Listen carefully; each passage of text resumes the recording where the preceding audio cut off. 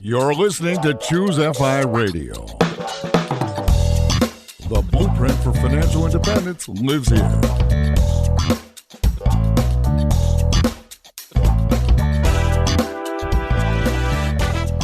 If you're looking to unlock the secrets to financial independence and early retirement, you're in the right place. Stay tuned and join a community of like-minded people who are getting off the hamster wheel and taking control of their lives in the pursuit of financial independence. Choose FI, your home for financial independence online.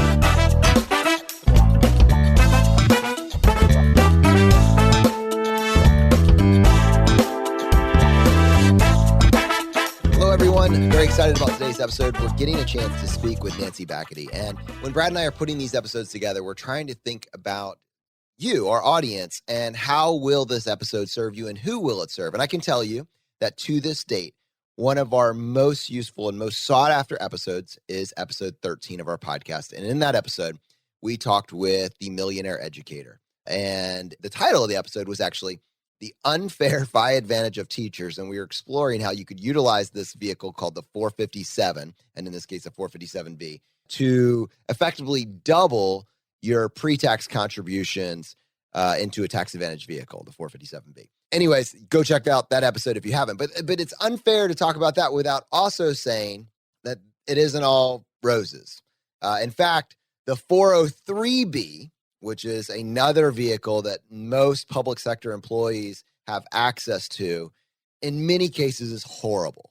It's horrible. And we're going to get into some of the reasons why, but more than that, instead of just telling you how bad it is, we're going to tell you what you can do about it. And Nancy is here to help us with that. And just to set the frame, Nancy and her husband, 4 kids, they were basically paycheck to paycheck in a high cost of living area, living on a single income, Long Island, New York, and paycheck to paycheck basically till the age of 41. Her child's first day of kindergarten was simultaneously her first day back in the workforce as a teacher. It was the 403B and the horrendous fees that were attached to this vehicle that lit the spark on her to do better with her finances. And from there, her and her husband, as of June 2019, just reached financial independence. I promise you're going to get value from today's episode. And to help me with this, I have my co-host Brad here with me today. How you doing, buddy? Hey, Jonathan, I am doing quite well. Yeah, I've been really looking forward to this because this is essential information. It truly, truly is. And there is no better person to talk about the 403B than Nancy. And I had the really, really good fortune of meeting Nancy up on Long Island, which is actually where I'm from originally. So went to a Choose FI Long Island local meetup at the Dubco Brewery, which is owned by one of our Choose FI members. And yeah, just had an amazing conversation with her and her husband, Frank. And I knew we had to get her on. So Nancy, with that, welcome to the podcast. Thank you so much. Happy to be here. Well, first of all, congratulations on reaching financial independence. You and your husband did it June of this past year, 2019. Right. Yep. We're blessed. That's wonderful. That is absolutely wonderful. But that wasn't always foretold. It wasn't absolutely destined to be. If you were to go back to your money story, I mean, you kind of described it to us as really starting really at the age of 41. So, kind of walk us through your money story, where you and your husband were when you found out about this concept of financial independence. Okay, sure. Well, I'm naturally frugal, I think. I'm always trying to save money. But when we found ourselves with 4 kids, 1 income, I wasn't saving much money. I wasn't saving any money at that time. And when I started working and found the 403B salesman in my school, I was in a rush to track him down and sign up. And I thought that's what I was doing, signing up to save money on taxes and to save for our future. I didn't realize a lot of things involved with the 403Bs until after. I guess we need to start there. What did you find out? I mean, I think, 401ks, let's just, frame here. The government provides different tax advantage vehicles that basically before the government taxes you on your income, you can put some portion of your money aside in this tax advantage vehicle, which then lowers your tax liability. And then, what that money that you have invested inside of, in this case, I'm talking about a 401k, in many cases, it's up to a select number of funds that your employer has established. And, we always try to advise that you get into a low-cost, broad-based index fund if you have that available, because you will dramatically reduce your fees and increase the amount that is in your portfolio, as you look back. 403Bs. Tell us about what you found in your plan and how that compares to what I just described. Yeah, sure. So it is a tax deferred vehicle and it's meant to do exactly as what you just described. And it's sold as something for public school teachers. It's sold as, like a 401k, but for teachers. And the analogy is try to kind of make you understand that it's just as good as the 401k, when in fact it's not protected by the laws and the regulations governing 401ks, known as the ERISA laws. And so it's an open market and it's not regulated. Lots of choices, lots of annuities, lots of higher priced products get put into place and are allowed and encouraged by several different parties involved, encouraged to be sold and marketed to teachers. When somebody is in your workplace under the premise of you investing in the like 401k product, you expect it to be a good product. You expect it to be a product sold. They are in your school, they're vetted, you assume they are, and you expect it to be a product that the school district, the human resources department, the business department, any administrator in charge of letting them in the door would have vetted properly. And that is not true. That is really the big, huge problem and the huge difference. And I wouldn't have known that. Nancy, do you have any sense historically why the 401k is under the umbrella of ERISA, but the 403b is not? The 403b started earlier than the 401ks, actually, and it started, I can't be quoted on the year, but maybe 1950s something, goes back a long time ago. And it was a product that was only tax-sheltered annuities. It was not only an annuity product, which in itself was wrong, but it started for teachers. And they felt as if the insurance company who created it, I suppose, behind it, encouraged, lobbied it, felt as if the teachers are traditionally women who wouldn't understand and who needed help saving money and who wanted to profit from it. And so it started as that profit-based annuity sales sold to the teachers. And when it became a 401k or when that was a new product that was offered, it was offered to private employers and companies and employees who were expectedly a little more savvy and who wouldn't accept the annuities as they were sold. And so they were a product that was regulated. So you described a couple of minutes ago as the 403b salesman, which is always a scary term when you're talking about financial products. And also this ultimately being up to administrators and maybe district by district. But what are we looking at as far as the negatives? Are we talking about loads on fees? Are we talking about enormous expense ratios? Like, what is the issue ultimately? That's a great question. There are several issues, and I will only probably scratch the surface and invite the listener to dig a little deeper on their own.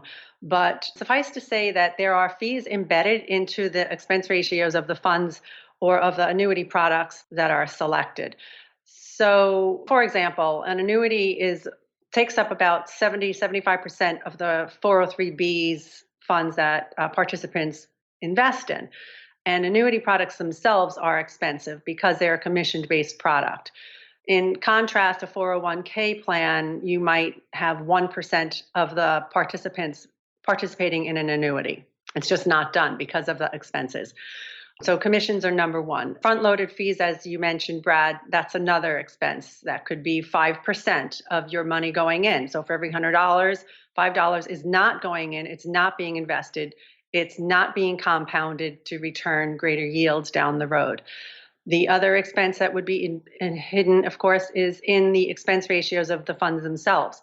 Your listeners know that index funds could have as low as 0.01 these days, 0.07, right? But the expense ratios of other funds in the 403bs could be easily 1.5%, 2%, 0.95%, whatever that is.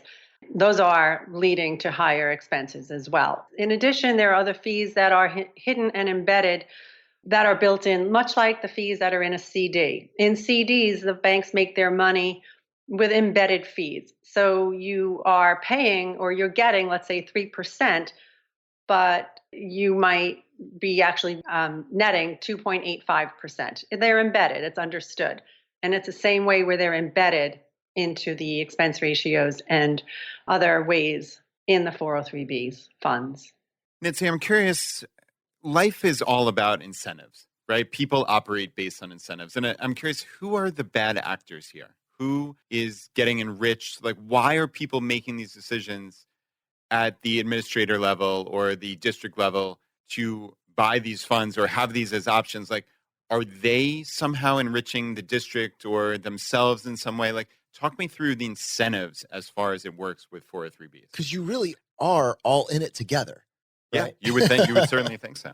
You would think so together. That's right, Jonathan. That's a really good point, too. And because you would think so, and I would think so, and the public would think so, you would not think that there was a problem. You would not think there was anything wrong because of exactly what you just said. And the perception is meant to give you that impression. I reached a wall when I went to my administrators at times because sometimes they just didn't know. Or my union rep, my union president didn't know, didn't understand the product. So whether they didn't understand or didn't want to acknowledge that there was a problem or didn't want to admit that they didn't understand because it gets complicated and it gets tricky, then that's a brick wall. Many will say that, well, the unions endorse particular vendors, and that's a potential conflict right there. So they endorse a vendor who is higher priced. And I mean, I can't say anything else about that. You're endorsing a product and it's costing me 2% more of my lifetime, which could be $200,000 easily, but they're endorsing it. Now, why are they endorsing it? I'm not going to say that. I am not going to claim that I know why they're endorsing it. And there's also the case of the third-party administrator. Third-party administrator, also known as a TPA, is the go-between. In certain parts of the states, the state where I live in particular, the districts don't handle 403B contributions because that would mean record keeping and that would mean expense. It's somebody in the office. And it used to be done that way, but it changed. And so now they hire out a third-party administrator to handle the transactions, to make sure that the contributions don't exceed the limit, to make sure that loans are handled effectively. But they really don't hire out the third-party administrator. The third-party administrator chooses to participate with the district at no cost. And when a district hears at no cost, obviously they're looking to save money. They want that option. But at no cost is really no at cost. My father taught me there's no such thing as a free lunch, and I understand it, It is many times very over. expensive. Correct. So the vendors, and when I say vendors, I mean companies like the insurance companies that sell 403B products, AXA, Ameriprise, Voya, I can go on. They will oftentimes contribute or pay money to be able to be included in the vendor list that the third-party administrator exposes and allows teachers to participate in. So that's the way around our district having to pay to make sure that they're in compliance with 403Bs. They have the third-party administrators do it instead for free, and the third-party administrators turn around and collect fees from those vendors who want to participate in the selling of annuities in my school where I think they're vetted. Clearly, we're going to talk about that some more, but before we do, we'll be right back. Nancy, you are incredibly knowledgeable about this subject. This is not something that you passively learn. You have to intensely learn this. This takes real focus and understanding the nuance that's involved. And this wasn't your background. I mean, you're coming back, this is year one back in teaching, and suddenly you find out that there's fees. Like, what even alerted you that there was something out of the norm here? And then once you found that out, what actions did you take? I mean, the good news is your website is called fixmy403b.com. That implies that there is at least some sort of patchwork solution for this.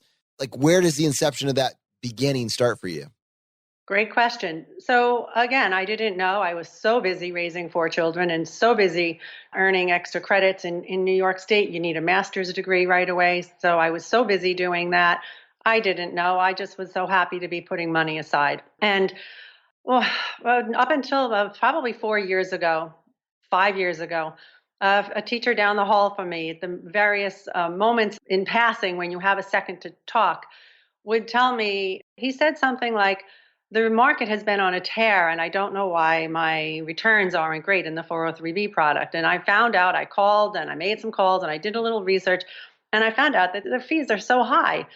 And he would say things like, it's like you're paying an extra point in fees. And now here's the clincher. I'm thinking 1%, and you're, complaining about that. 1%, that's like a penny out of a dollar. And I would just go on my way. I didn't understand the magnitude of it. I won't even say I'm embarrassed by that because I just didn't know. I didn't look into it. I didn't research it. There were people that were vetted. Again, I'm going to say that came in and sold the best product to me, right? So lo and behold, it finally registered when he sent me an article, and it clicked, and one thing led to another. And I found out that there was so much to learn about, not so much what 1% is, and it can mean really literally tens of thousands of dollars, if not a couple hundred thousands of dollars. 1% will eat up, as you know, so much. And then that's compounded. And that's when I understood it. So that was only 4 years ago. When you understood it, so the market's on a tear, you're like, oh, great, let me go check my account. And your account is just stagnant. Like, market, your account, stagnant. And you're like, well, something's broken, right? Somebody needs to fix this. And then what? So I said, hey, this is happening in your account. I have the same vendor. Even if I didn't, let me see. I looked on my statements. There are no fees. What are you talking about? I don't understand. I have no fees. You have no fees. And he said, Nancy, they're embedded. They're fixed. Just call your sales rep. No, he said, don't even call the sales rep, because if you call the sales rep, they're going to deny it and they're going to pretend they don't know. So I called the 800 number, and that's my advice to anybody. If I forget to mention that, don't call the salesperson involved. And I do use that term particularly. They're not financial advisors necessarily, and they're certainly not CFPs. But in any case, maybe one is or yours is in the school. But for the most part, they're salespeople. So I didn't call the salesperson, who was long gone, by the way. You meet them once and then they leave.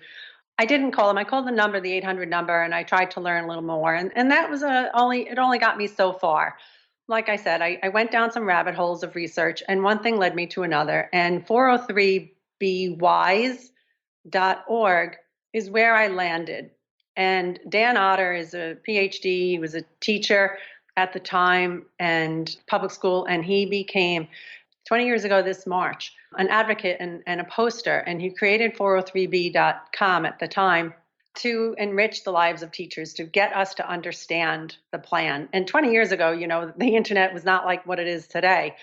And so it was just a slow and steady course. And luckily for people today, for teachers today, and nurses as well, and healthcare workers, Dan persisted and kept that message going. And other contributors like Steve Shulo just kept that message alive and kept working at it, and not just to talk to and reach teachers, but to lobby against it and to basically lobby politicians even at that level, and trying to get people to understand and to do right and to change the way the law is written and the regulations, to at least get some regulations in place for that protection so that the teacher doesn't have to do so much legwork as I did. And certainly I didn't do the legwork, Dan did. But a teacher like me who felt that I was doing the right thing and saving and catching up for lost time and wanting to do right by my family and my future self, so society doesn't have to take care of me, could have lost so much more money. It was just so wrong. And I speak today, not so much for me. Obviously, I've corrected it. It's personal level. But for so many, there's 3 million teachers in the United States. So many teachers that just haven't gotten that memo. They haven't gotten it, and they shouldn't have to get it. It should be cleaned up for them like it is in the 401k. Now, Nancy, the 403b is not limited to just teachers, right? Can you explain who has access to the 403b? And I guess we are talking about teachers here because that's your background. Like, are the plans especially egregious for teachers, or are they just across the board bad? I guess ultimately what I'm asking, are there any good vendors? Are there good options?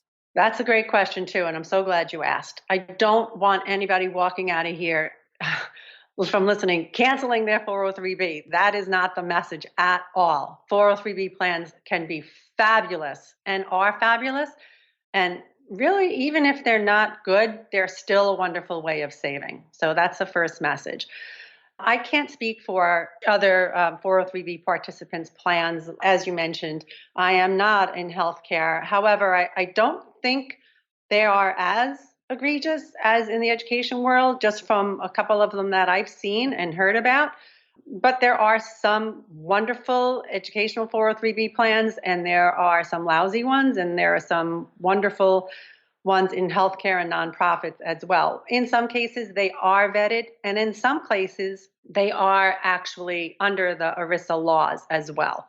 So it's not a blanket statement, and that's another huge message. It's not a blanket statement that your plan is bad or your fellow friends who's a teacher's plan is bad.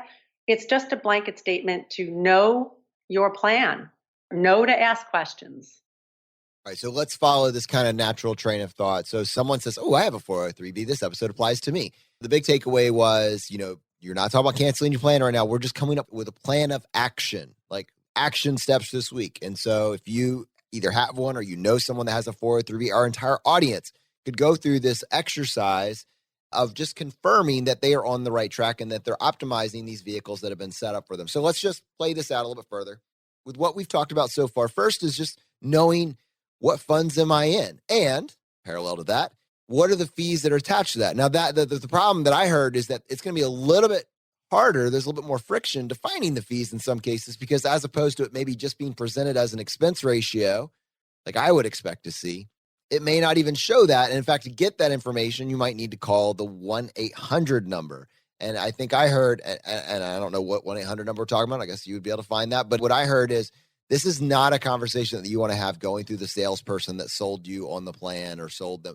Actually, you need to give somebody a phone call. So let's confirm that that's right. And then two, once they find out that they are indeed in an atrocious plan, what's next? All right, so great setup. Yeah, so call that number and find out, point out, do I have mortality and expense ratio fees? Are there commission fees? Is there a fee for me to switch out of this plan called surrender fees? Some plans make you stay in that plan for 12 years or else it costs money to get out of. Many cases, those fees, even to get out of it, the surrender fees, is well worth your while in the long run. One reason why they have the surrender fees is because they've paid that salesperson up front in charge a commission product. And if that is the case, if you choose to get out of that plan, have another plan set up or choose another option. And in many cases, in the 403B world, I know in the state of California, they have 200 vendors to choose from. And some people think, well, great, you have better choices. But there might not even be one decent index fund on there to choose from. The good ones that we all know in the working world and in the FI world is, of course, Vanguard is out there, and Fidelity and TIA Teachers Craft. There are several vendors that we can have if your school district partakes in them. We were grandfathered out of Vanguard. Vanguard was a fund that was in my school district, and then they pulled out when we brought in the third-party administrator. Go figure. So if you would be grandfathered in if you had Vanguard from the beginning. So there are options. What I ended up doing was, because we did not have any low-cost index funds available to us directly without having a salesperson involved, I did, again, learned about a way to do that, basically through great people who informed me. By that, I mean advisors, financial advisors who were fiduciaries, as well as Dan's 403B wise and Dan himself. And by that, I mean, I found out that there was a vendor who would act as, if you will, a third party within the third party. And Aspire is the name of the company who I was able to get onboarded on our vendor list so that participants could choose directly and buy the Vanguard funds directly, with only paying an upcharge of 0.15, I believe is what the Aspire's fees were, plus $40 a year. I didn't have to do it this way. Unfortunately, those people that want to manage or limit their fees have to do it that way. So then, of course, I spread the word in my school. This is how you can get around the salesperson. You can directly invest into Vanguard funds with or without the help of a fiduciary advisor and get in by using Aspire. So there is a workaround. There is definitely a workaround. Yeah, so Nancy, I really need to drill down on this workaround. It sounds like you said a third party within a third party or some such. Like, you did this personally? Like, does this mean that any teacher across the country can replicate this? Or did you have to go through your district or administrators or county, whatever it may be? Like, talk us through how someone would actually do this. Yes, all of the above, Brad. It is certainly duplicatable and replicable. So I found out that our third party administrator, big company called Omni in New York, and in fact, probably all 52 states, or nearly all of them, they're the administrators. They have access to any financial firm, basically, that wants to participate and can participate in the 403B world. And they supposedly vet them to get on their list. And then there's another form of vetting where they put you on their preferred vendor list, the P3 list. So I'm sure that's just another higher level of not being vetted, but can maybe pay to play. And so Aspire is on that list of vendors.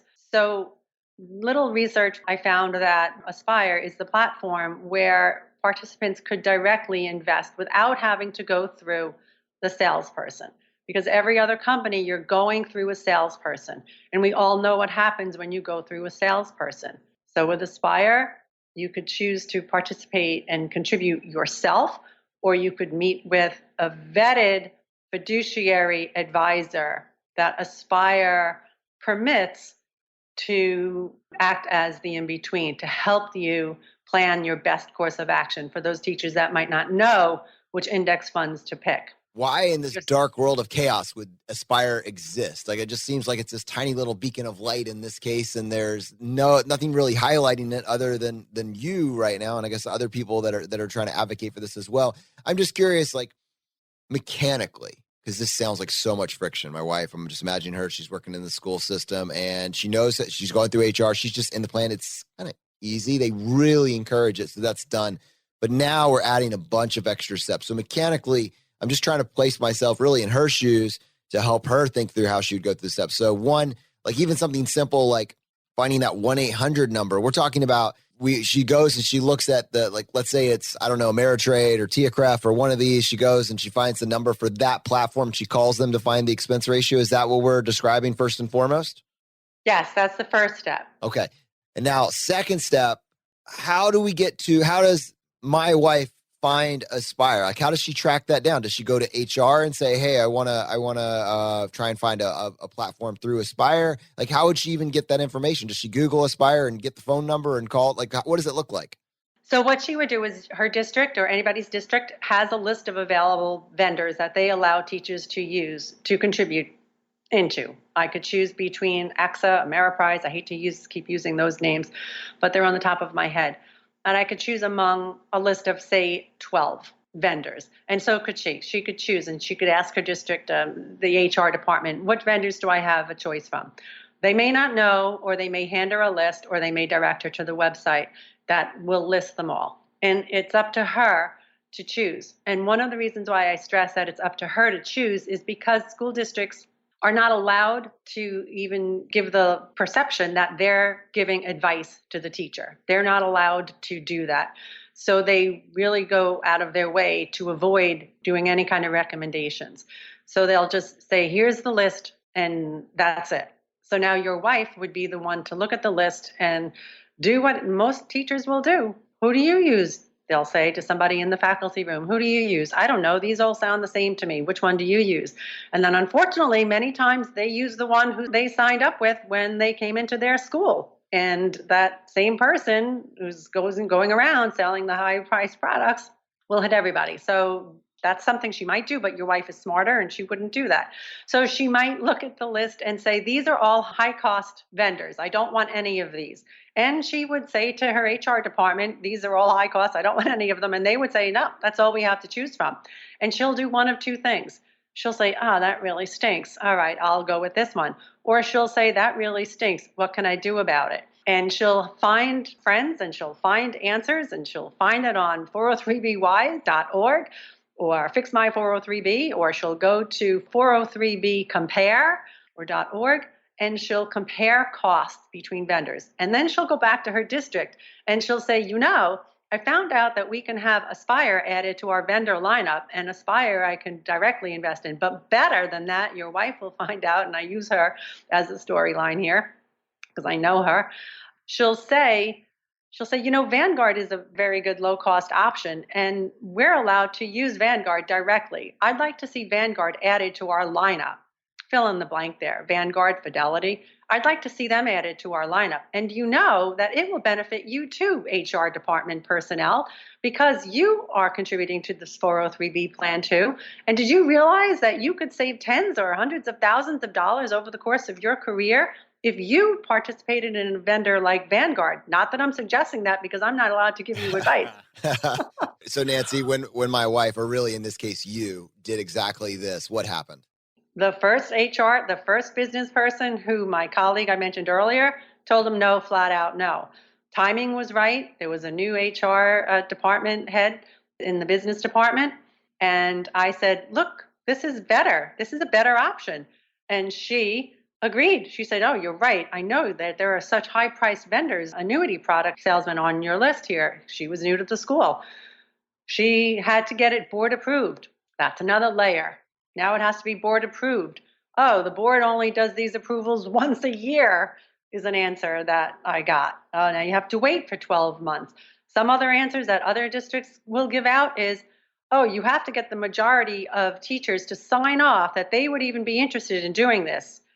Impossible. Do you know how hard that is? It's hard enough to find time to breathe or say hello to your colleague down the hall. Now you're teaching them about 403Bs and to sign off on this list because this is going to be better for them. That's really hard. The layer of difficulty sometimes is unnecessary, but it's out there. So perseverance would be necessary for somebody who wants to make that change. And it is so possible. Don't let me discourage you. And today, more than ever, there are resources. There's a huge movement behind the 403B change and regulations taking place right now. It has gotten national attention. New York Times has published a series of articles starting back in 2016. No, starting even way before that. But they just didn't pick up traction. And now Tara Siegel Bernard in 2016 wrote a big expose, 5-part series. Ann Turgeson from the Wall Street Journal, same thing. These are researchers that they vet. They called me, they called other people, they did the vetting. They found out the facts, and I, in my particular case, was able to tell them the facts. And of course, they luckily do so much legwork and dig so much deeper, went into the unions, went into the lobbyists, went into the law, the regulations, and did a lot of that legwork. Now, it's up to the public, and it's up to other teachers, it's up to advocates to get that word out, because they will keep going and keep going unless there's noise.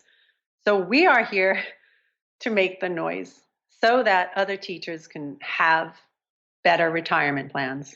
Nancy, obviously you talked about there being a lot of friction, right? And we want to make this as easy and actionable for a teacher out there who's listening, who wants to undertake this, right? And I mean, it's a big deal. It matters a lot. Like you said, it can be tens, if not hundreds of thousands of dollars. Are there presentations that either you or any of your friends and colleagues have put together, like a couple of slides or something that shows the power of compounding, how much this can make a difference? Like you talked about resources. Are there those resources for the individual teacher who wants to walk into that HR person's office or the administrator's office and say, here's what's going on? How does someone find something like that? Yeah, so I know I have some resources, but Dan Otter on 403B Wise and the Facebook group, 403B Wise Facebook group for teachers, has presentations available specifically to cover exactly what I just said and what you just said. And it is, in fact, 3 slides, and it does depict the effective fees, and it does have call to action steps on how to proceed with getting a low-cost vendor added in your school district. So the resources are definitely out there. And I will come to schools. I will go anywhere. I retired. I am financially independent. I bounce around by choice, and I just can't do enough to get that word out. So the material is better. It is out there now, more so than ever. It's streamlined. It's professional. Dan's working full-time to teach teachers about it and to highlight and to advocate and to write things like that 3-slide presentation. Yeah, that's phenomenal. Teachers in the FI community and really anybody that has to participate in a 403B is lucky to have you as an advocate. And I love your enthusiasm and passion for this movement. You reached financial independence and you had to go through this friction. This isn't just something that you're suggesting someone else did. This is actually what you did. And it clearly had an impact on your path to financial independence. In fact, possibly the reason you're financially independent today is because you had to deal with these atrocious fees in your case. I'm just curious, how did you go from 41 paycheck to paycheck to reach financial independence, this past year? Like, what got you there? Kind of walk us through the second half of this money story of yours. Okay, sure. So I was very overzealous and I was eager and I was angry. And I felt, well, now we have to make up for lost time. This was wrong. And I feel like out of revenge, I did what I could. I do. And I did hear your podcast. I was very familiar with Ed Mills or Jerry Bourne or Millionaire Educator. And I'd been reading some of his work. And when I found out that he was saving in the 457 and the 403B plans, it raised a new challenge in my life. It raised the bar. And I said, wow, I am behind now and I need to catch up and look what we can aspire to. And so I made it a challenge to save in both of those vehicles. After I found out about the fees and I made those changes, I said, what else can I do? What else can I do to optimize? And that was right. I was there at the beginning of Choose FI. So you talk about finding the answers to that. What can I do to optimize question? Choose FI, bingo. And everything that I heard and everything that I did were things that I, A, knew about but didn't do or didn't know how to do it, or B, learned about on Choose FI's podcast. And so I put everything into place.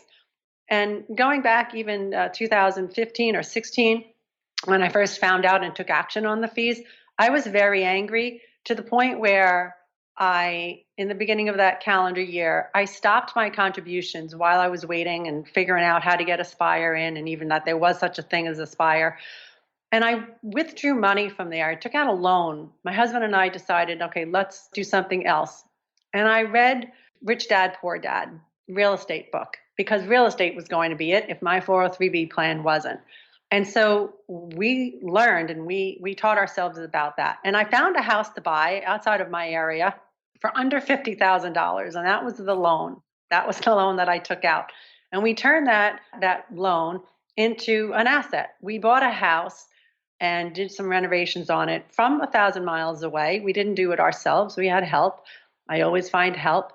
And now the tenant was paying back my loan. So my money was going back to my account in that high fee 403B, but soon not to be high fee. And I owned an asset. I owned an asset that was not going to be subject to required minimum distributions. And I felt, this was great. This was awesome. And so we paid that loan back way ahead of schedule anyway, and have that house. And we proceeded to buy seven more houses. In the last couple years? Yes, exactly. We bought 3 in 1 year, 2 in another year, and 2 in another year. And we just signed the contract on another house for this year. And I never would have thought that was possible or plausible, or I don't know that I would have figured it out. I don't know that I would have been motivated to or driven to. I would have been motivated, but I didn't know that I would have been driven to do such things like that. I'm not recommending or saying that everybody should do it that way, but that's the path that led us down. The high fees made me angry, but I even got a little cold feet after that. As I mentioned, it was early in the year when we took the loan out and bought a house. It was February in this one particular year. By the end of that year, towards the fall, I said, man, but I still don't want to miss out on my deferred tax savings in the 403B.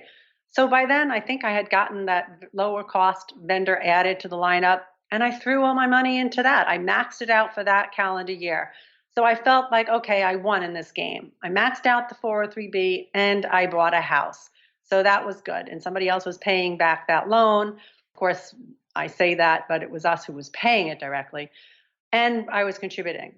And then because of people like Jerry Bourne and Millionaire Educator, same person, I now reached for something else. I did not know that our school district had the 457 available to us. And again, I say that to you. I'm not embarrassed to say it. And one reason is because our school district did not tell anybody that we had the 457 available to us. The only reason I could come up with is because there is no salesperson involved in the New York State Deferred Compensation Plan. There is nobody that comes in and sells you anything because there's nothing to sell. They're all straightforward, low cost index funds. And when I questioned the superintendent on that and the business department person involved with that, I was told, well, don't we tell employees about this 457 plan? And the answer was, well, no, because the person was new. They said, well, I tell the new employees about it, but I never had a method. I never reached out to current employees who were hired before I came here, and I never told them about the 457 plan. And I had a problem with that. I said they ought to be told. And they don't want to tell anybody because they don't want to give the idea or the illusion that they're making a recommendation. That's the answer I was told. Well, for context there, I just want to, you're beating your head against the wall trying to fix the 403B. Many teachers do not feel or may not be able to contribute more than $18,000 a year. And they're picking between the 457 and the 403B, except they're not picking because they don't even know that it exists. I mean, it's almost like if you reprioritized them in a vacuum, and it's a little bit of a sidebar here, but if you have both, one with barely any fees and fantastic funds, and the other that's fee laden, and you only have $18,000 to invest anyways, then just invest in the 457, except you don't know it exists because nobody told you. I just want to kind of point out for someone, we told you how to go analyze your 403B, and yes, do this. Let's create more of a public outcry. I think anybody, politics aside, should be able to agree on that. Our teachers and public servants should have access to at least as good of a vehicle as civilians have, people outside of that space. Come on. And aside from that, though, I mean, you may have access to 457 and not have known it this entire time, in which case, if you've worked for 10, 12 years, you're going to be very upset. But two, get started. That's true. Nancy, just to kind of piggyback on that, you would have had the option to put in either the 457 or 403B had you known, right? As Jonathan's describing the world accurately as you know it, right? Yes and no. I was not told we had the 457, and I did have and do have the option to save in both of them. So we can do both at the same time. And like Jerry Bourne pointed out, Millionaire Educator, you can do both. And it's ironic, though, because teachers who generally don't earn as much money are allowed to save in both vehicles. So if your max is $19,500 this year in 2020 for the 403B, well, your max for the 457 is also $19,500. So do the math on that. $39,000, and a teacher's starting salary in New York is probably $50,000, $55,000. So it makes it almost prohibitive, but it is possible to maneuver your monies and your income in such a way, perhaps possible down the road, maybe when you earn a little bit more money. Yeah, I mean, absolutely. And in fact, in Jerry's case, I know we've kind of thrown a couple names. It actually took me forever to figure out that he picked the name Ed Mills because it was a play on Millionaire Educator. That was his pseudonym when he was teaching, and because he was sharing his net worth and wanted some level of anonymity at the time, but he's going by his public name now. And anyways, Jerry very much expressed the desire to keep working at this point just so he would have an opportunity to fully fund these each and every year. So put this together, people. I mean, go listen to episode 13 for full context here. But if you have $19,500 in one account and you have access to $19,500 in another account, Brad, $39,000. For Jerry, his wife also worked with the same school system, same deal. That's taken us up to $78,000 pre-tax. Then on top of that, he had access to like an HSA, it was the HSA, it was the IRA. Because when you load all of those pre-tax buckets, it's lowering your taxable income, getting down below the threshold. So marrying, filing jointly, obviously eligible for a traditional IRA for each of them, another $11,000 in the traditional IRA. They were saving $106,000 in their investment accounts. I mean, he was like, man, I just got to find a way to keep working. This is incredible. And that's what you call controlling your tax rate there. But you don't have to start there. And Nancy, I love that you out of spite. I love that. Out of spite. I was like, I'm going to figure this thing out. So give our audience a sense, like you guys, you figured out a way, you've cash flowed your life. You finally were able to get this 403B fixed, leaving the employees that were in your job a much better situation than when you came into that role going forward. What are you doing now with your financial independence? What do you and your husband have teed up for the next several years? Right. So great question. So because of the 457 and the 403B, I did save, like you mentioned just now, and you summed it up beautifully.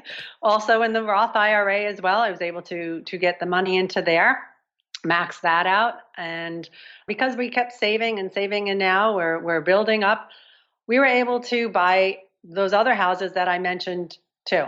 So now I said, okay, great. These investment houses are awesome, but we can't use them. So let's do short-term rental homes. So we purchased a few short-term rental homes. And by that, I mean houses in locations where we wanted to travel to, which happened to be in 3 different states. Plus a house we bought for our daughter to live in college. So we did that college housing hack as well, which was awesome. That's in North Carolina. We bought houses to rent out short-term rental in places we want to go. And so that's where I am now. So behind me is the tall ceiling room in my living room in my house in Florida, the house that Frank and I bought. We rent it out when we're not here. And when we're not here, we might go to the house in Tennessee in the Smoky Mountains, which we rent out when we're not there. And when we're not there, we might be in our house in New York, where we rent out a portion of that house. And now coming forward in summer of 2020, we might be in Sag Harbor, the end of Long Island, where we can rent out a cabin or a cottage on that property.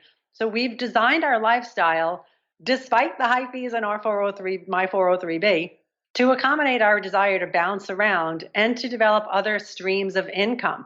So I cut my pension short because I've only worked for 16 years in the public school setting. I have what some people will call a penalty. I don't look at it as a penalty. I look at it as a smaller pension, but it's a pension. And I live off some of the cash flow from the real estate. And I will have money when I draw it down from my 457 and my 403B and the IRAs. So we've developed other income streams. And again, it all comes down to opening up my eyes, listening, my ears, and forging ahead with other ways of investing, because I found out about the fees and the ways it was inefficient and the ways other things were inefficient, and a way to maximize money. Yeah, it's amazing how one thing leads to another, right? That's so cool. I'm curious about this short-term rental / living situation you have. This sounds absolutely fascinating. So as I'm hearing it, you have 4 different houses essentially that you live in at some point during the year. And then 1875. Yeah, for real. So in your mind's eye, do you consider them like your houses that you just rent when you're not living there? I know it's a subtle distinction, or do you consider them, it's just a rental property and hey, if it's empty, we can go live there for a month or 2? Like, how do you plan out how you're spending your year? Is it we dictate, or we're going to rent these things, and if they're open and we want to spend a month in North Carolina or in Florida, we can do that? Oh, so great question. So up until June, when I was working full-time, because I did stop and I did resign and retire from my full-time teaching job, up until then, we were kind of just, whenever we were available, we could block off some dates and go where we wanted to go. But my husband was very busy in the summertime with his job that he had. And I, as a teacher, I was off in the summertime. So we didn't have that much time to deliberate to answer that question. But now that we've bounced around and we're designing our lifestyle, it's more like totally 100% we own, we love, we look at these homes as our homes. They're our homes. And we rent them when we're not here. Now, obviously, we can't be in all the places at one time. So when we're in one house, it's our house. When we're not, it's our house that somebody else is using. We are of that mindset.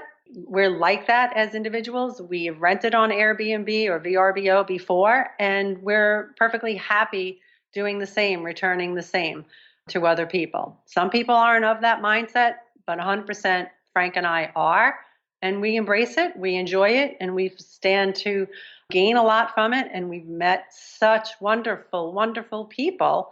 There's a whole community of hosts that we've met, as well as guests that we've sometimes will meet and bump into or vet them. So it's just been a win-win. Our children are coming tonight. We're picking them up from the airport. And so they kind of will now go where we want to go. And that was another thing we wanted to do. We wanted to build relationships, spend some more time together. So it's a draw for them too. It's a win-win. Awesome. Okay. So I want to come back to the website that you created. And I think people will understand that you really have become an extreme authority on this, just with the level of research that you've put in, that it's time put in and it's very valuable. I think a lot of people can benefit from it. Now, the website is fixmy403b.com. And I'm just curious for someone listening to this, because I know the website is relatively new and you're still developing it out. What is your hope for the website? How would you like people to interact with it? Like, what would you want people to do if they wanted to connect with you? Well, first of all, that's my website. I started just because I needed to write. I needed to blog about it. And it's a work in progress, just like I'm a work in progress. And what I want for that at this moment in time at airing is it's a landing page for people to go to learn about the plight of the situation, and then to ultimately end up on social media where there are a lot more extensive resources available and connections can be made there, such as the Facebook group of 403B Wise and 403bwise.org. So my website is full of information, but it is the landing page of extensive resources available to anybody who wants to learn about 403B plans, not just in the education world. And I certainly would invite administrators and business staff personnel, those that make the decisions. Come here. It's a safe place. You don't have to admit that you just don't know enough about investing and fees and index funds. It's a very safe place. And learn about it and then take action. I just wish there were more administrators and those that are in charge communicating and acknowledging that they can be part of the solution so that their teachers can benefit. All right. Now, Nancy, on most shows, that would be the end of the episode. But on this show, we would love to give you the chance to tackle the hot seat. Are you ready for this? I'm ready. In a world drowning in debt and rampant consumption, trapped by the chains of lifestyle inflation, these questions highlight the secrets of those who have broken free. Welcome to the Choose FI Hot Seat.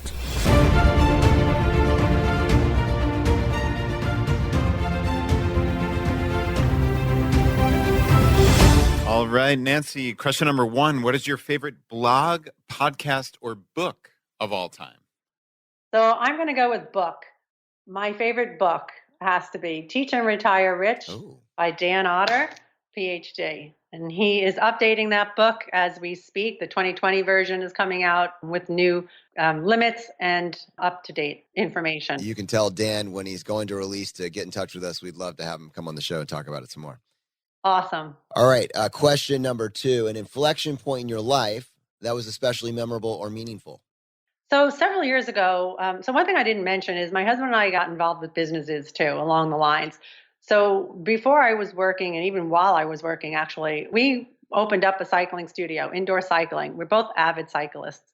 And that didn't do so well. And we didn't manage our money. We didn't track it. We didn't know that it wasn't doing so well until it didn't.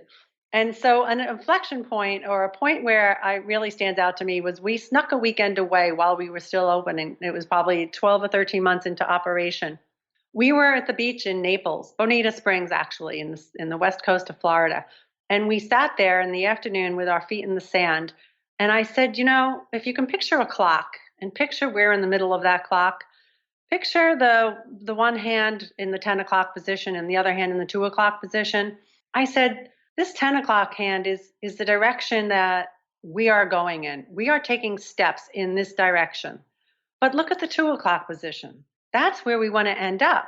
We are going in the opposite direction of where we want to be.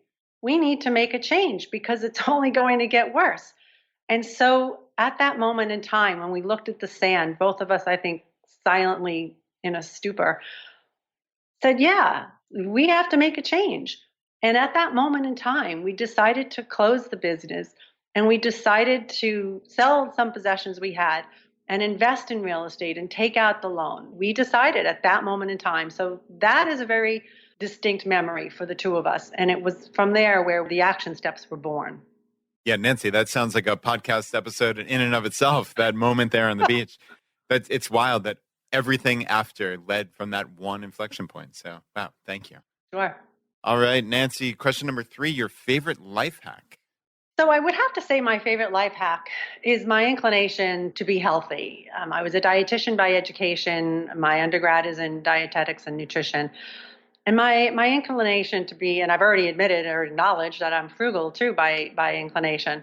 But I think that served me really well because I love to move. My brain works best when my body is moving.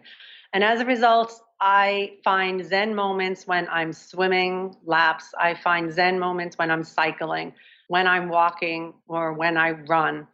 And I find peace. I'm at peace. My brain has greater clarity. I can really think a lot. I can think through things and I could solve problems that I didn't realize that I had or challenges. And also that inclination to be healthy is it serves me well in the kitchen with the food we eat. I love to cook food from scratch. I love to know what I'm eating. I love a good meal, don't get me wrong. I love it to be served to me. But I happen to love being creative in the kitchen and eating foods that are of earthly origin. And so that's my biggest life hack. All right, question number 4. And this one I feel like we have covered to some degree, but the biggest financial mistake you've made. Yeah, I wish you had covered that, but it really wasn't. There was certainly more. We had some bad financial decisions along the way too. We cracked into a couple of CDs, one that was gifted to us, and invested in the dot-com era in tech stocks and totally lost bundles there. And I mean, we took a lot of risks, my husband and I. We took chances, and in the end, we won. But certainly, it was the more you overcome, the higher you could reach, I suppose. And that was our case. So the businesses, they were all tuition, and some investing in dot-com stocks, I'd say, was another one. All right, Nancy, question number 5, the advice you would give your younger self. Yeah, so I saved in IRAs when I was like 18, 19, 20 years old. I understood it to be a good thing. However, the investment I would give to my younger self is to keep track of expenses, keep track of your income. Yeah, you can track expenses, but if you don't know how much you're earning or in relation to how much you're earning, what you're spending, you'll never really get far ahead. So the investment would be to track your family's income and expenses without judgment, and to set goals for yourself and map out a plan. I wish I had done that. I love the fact that you added onto that. Track your expenses without judgment. I think so many of us think as soon as you start tracking, it's to nail you to the wall, to prove that you're doing something wrong. No, it's the principle. Just know where you are. You can't make any changes unless you know where you are. All right. We do have a bonus question for you. What purchase have you made over the past 12 months that has brought the most value to your life? So I thought a lot about this too. I don't spend a lot of money these days unless it's related to one of our houses, but I don't. And one thing that my husband and I did was Christmas this year, we had picked out a couple of dates for our children to come and visit the house here in Florida in St. Augustine. And so today actually is the day where we're all meeting there. We're flying them down, and my son-in-law as well. So the 4 kids and the son-in-law, and they range in age, I say kids, from 21 to 29 years old. And we're meeting them at the airport. They're going to come. We're going to go do some zip lining. We're going to go to the beach. We're going to go, the girls want to get some massages and things like that. And the men are going to go golfing. Not that I'm being gender specific. That's just the way the cards fell. It's the way the cards fell, people. So the purchase was you bought plane tickets to get your kids to Florida with you guys to spend time. Correct. Amazing. That's value spending for sure. Amazing. Nancy, thank you so much for joining us on the show today. This has been a pleasure. Thank you so much for having me. I appreciate the time. If you're a teacher or you're an individual that's felt frustrated by your retirement options in your 403B, please take action this week. Go check out Nancy's site. You can find her at fixmy403b.com, and she has links there to all the resources that she's been able to aggregate. That would be a phenomenal use of your time. If you want to look at the glasses half full, the other side of this, maybe opportunities for teachers and some public employees, go back, as we mentioned, and check out episode 13 of our podcast. We talked brief about the 457, but for many of you, this may be an untapped superpower that you had never considered. So clearly, it's about knowing the rules and the vehicles that you have available to you and taking action. All right, before you go, just take 1 second, press the subscribe button on the platform you're listening to this on. Just lets the providers know you're getting value from the show and you want to be here when we produce additional content. And of course, if you're just thinking, wow, I probably should start doing better with my finances, financial independence sounds like a great goal. How do I get started? Go to choosefi.com/start for our illustrated guide to financial independence. We can all do better with our finances, but it does require some intentionality, and it does require that you get started. We'll see you next time as we continue to go down the road less traveled. You've been listening to Choose FI Radio Podcast, where we help middle-class America build wealth, one life hack at a time.